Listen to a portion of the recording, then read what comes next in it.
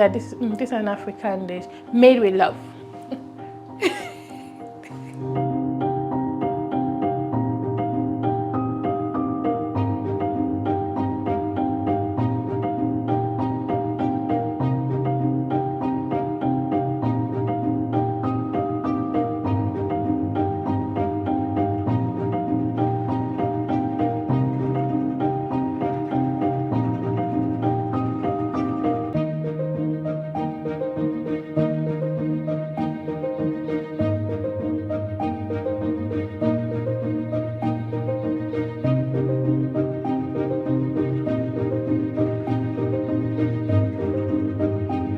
My food, I call myself the jollof queen because I make the best jollof.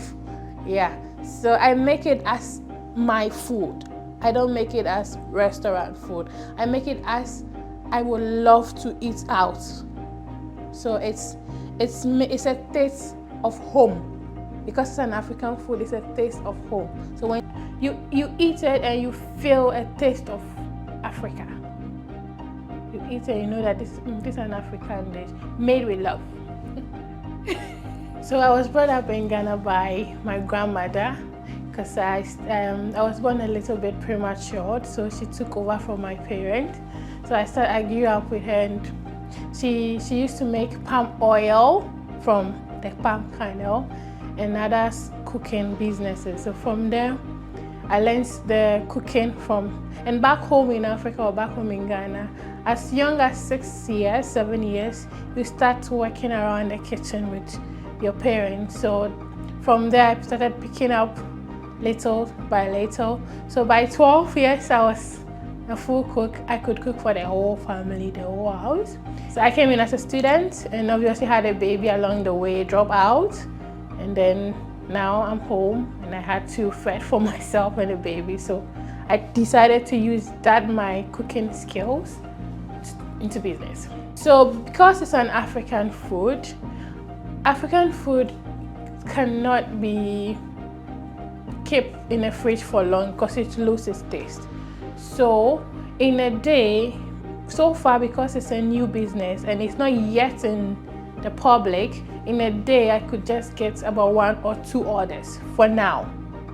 Okay, so with a Deliveroo, Deliveroo has no drivers in this area because of, I don't know, they said they don't have drivers in this area. So if I want to use their system, then I have to provide my own drivers.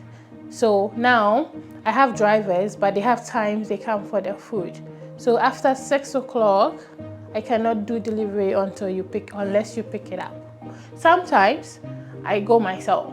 I walk if it's closer and I go and give it out. Yes, I really want to have my own restaurant, very big one in Cardiff or here in Rwanda, really big one where there will be cultural activities also for other Africans. You know, I realized that we back home we have some kind of social life, but here we just limited to school work, and in home.